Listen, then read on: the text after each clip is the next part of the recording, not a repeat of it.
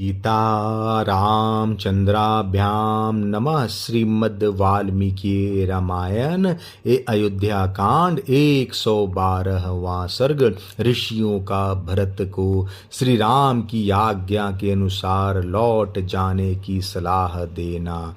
भरत का पुनः श्री राम के चरणों में गिरकर चलने की प्रार्थना करना। श्री राम का उन्हें समझाकर अपनी चरण पादुका देकर उन सब को विदा करना। उन अनुपम तेजस्वी भ्राताओं का वह रोमांचकारी समागम देख वहां आए हुए महर्षियों को बड़ा विस्मय हुआ। अंतरिक्ष में अदृश्य भाव से खड़े हुए मुनि तथा वहां प्रत्यक्ष रूप में बैठे हुए महर्षि उन महान भाग्यशाली ककुतस्थ वंशी बंधुओं की इस प्रकार प्रशंसा करने लगे। ये दोनों राजकुमार सदा श्रेष्ठ धर्म के ज्ञाता और धर्म मार्ग पर ही चलने वाले हैं। इन दोनों की बातचीत सुनकर हमें उसे बारंबार सुनते रहने की ही इच्छा होती है। तदंतर दशग्रीव रावण के वध की अभिलाषा रखने वाले ऋषियों ने मिलकर राजश्री भरत से तुरंत ही यह बात कही। महाप्राज्ञ, तुम उत्तम कुल में उत्पन्न हुए हो। तुम्हारा आचरण बहुत उत्तम और यश महान है। यदि तुम अपने पिता की ओर देखो, उन्हें सुख पहुंचाना चाहो, तो तुम्हें श्री रामचंद्र जी की बात मान लेनी चाहिए। हम लोग इन श्री राम को पिता के ऋण से सदा ऋण देखना चाहते हैं। कैकेयी का ऋण चुका देने के कारण ही राजा दशरथ स्वर्ग में पहुँचे हैं। इतना कहकर वहाँ आए हुए गंधर्व महर्षि और राज ऋषि सब अपने अपने स्थान को चले गए। जिनके दर्शन से जगत का कल्याण हो जाता है, वे भगवान श्री राम महर्षियों के वचन से बहुत प्रसन्न हुए। उनका मुख हर्षोल्लास से खिल उठा। इससे उनकी बड़ी शोभा हुई और उन्होंने उन महर्षियों की सादर प्रशंसा की। परंतु भरत का सारा शरीर थर्रा उठा। वे लड़खड़ाती हुई जबान से हाथ जोड़कर श्री रामचंद्र जी से बोले, ककुतस्थ कुलभूषण श्री राम, हमारे कुल धर्म से संबंध रखने वाला जो ज्येष्ठ पुत्र का राज्य ग्रहण और राजपालन रूप धर्म है, उसकी ओर दृष्टि डालकर आप मेरी तथा माता की याचना सफल कीजिए। मैं अकेला ही इस विशाल राज्य की रक्षा नहीं कर सकता तथा आपके चरणों में अनुराग रखने वाले इन पुरवासी तथा जनपदवासी लोगों को भी आपके बिना प्रसन्न नहीं रख सकता। जैसे किसान मेघ की प्रतीक्षा करते रहते हैं, उसी प्रकार हमारे बंधु बांधव, योद्धा, मित्र और सुहृद सब लोग आपकी ही बाट जोहते हैं। महाप्राज्ञ, आप इस राज को स्वीकार करके दूसरे किसी को इसके पालन का भार सौंप दीजिए। वही पुरुष आपके प्रजा वर्ग तथा लोक का पालन करने में समर्थ हो सकता है। ऐसा कहकर भरत अपने भाई के चरणों पर गिर पड़े। उस समय उन्होंने श्री रघुनाथ जी से अत्यंत प्रिय वचन बोलकर उनसे राज्य ग्रहण करने के लिए बड़ी प्रार्थना की।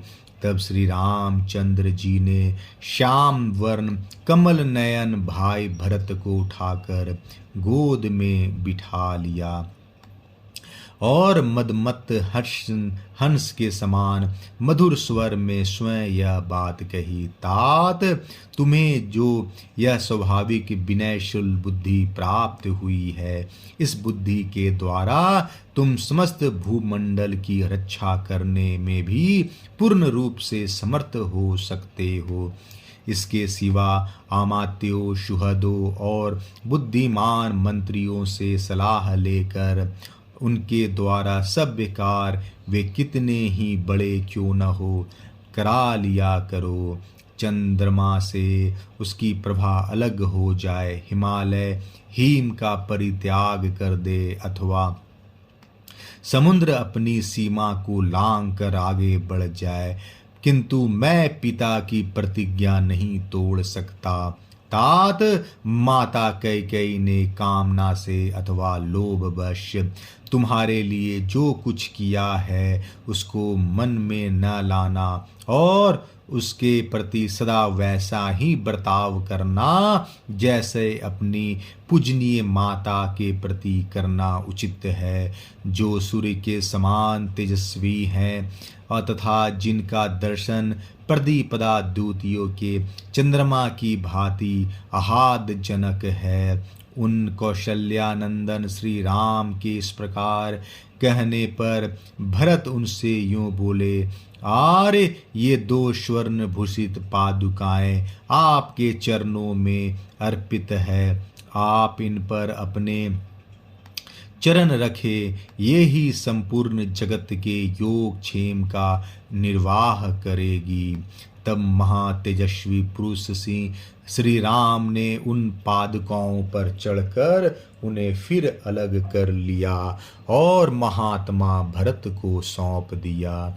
उन पादुकाओं को प्रणाम करके भरत ने श्री राम से कहा, वीर रघुनंदन, मैं भी 14 वर्षों तक जटा और चीर धारण करके फल मूल का भोजन करता हुआ आपके आगमन की प्रतीक्षा में नगर से बाहर ही रहूंगा। परंतप इतने दिनों तक राज्य का सारा भार आपकी इन चरण पादुकाओं पर ही रखकर मैं आपकी बाट जोता रहूंगा। रघुकुल शिरोमणे, यदि 14वां वर्ष पूर्ण होने पर नूतन वर्ष के प्रथम दिन ही मुझे आपके दर्शन नहीं मिलेगा तो मैं जलती हुई आग में प्रवेश कर जाऊंगा। श्री रामचंद्र जी ने बहुत अच्छा कहकर स्वीकृति दे दी और बड़े आदर के साथ भरत को हृदय से लगाया। तत्पश्चात शत्रुघ्न को भी छाती से लगाकर यह बात कही, रघुनंदन, मैं तुम्हें अपनी और सीता की शपथ दिलाकर कहता हूँ कि तुम माता कैकेयी की रक्षा करना, उनके प्रति कभी क्रोध न करना। इतना कहते कहते उनकी आंखों में आंसू उमड़ आए। उन्होंने व्यथित हृदय से भाई शत्रुघ्न को विदा किया। धर्मज्ञ भरत ने भली भांति अलंकृत की हुई उन परम उज्ज्वल चरण पादुकाओं को लेकर श्री रामचंद्र जी की परिक्रमा की तथा उन पादुकाओं को राजा की सवारी में आने वाले सर्वश्रेष्ठ गजराज के मस्तक पर स्थापित किया। तदंतर अपने धर्म में हिमालय की भांति अविचल भाव से स्थित रहने वाले रघुवंशवर्धन श्री राम ने क्रमशः वहां आए हुए जन समुदाय, गुरु, मंत्री, प्रजा तथा दोनों भाइयों का यथा योग सत्कार करके उन्हें विदा किया। उस समय कौशल्या आदि सभी माताओं का गला आंसुओं से रुंध गया था। वे दुख के कारण श्री राम को संबोधित भी न कर सकी। श्री राम भी सब माताओं को प्रणाम करके रोते हुए अपने कुटिया में चले गए। अयोध्या कांड 12वां सर्ग समाप्त। जय श्री राम।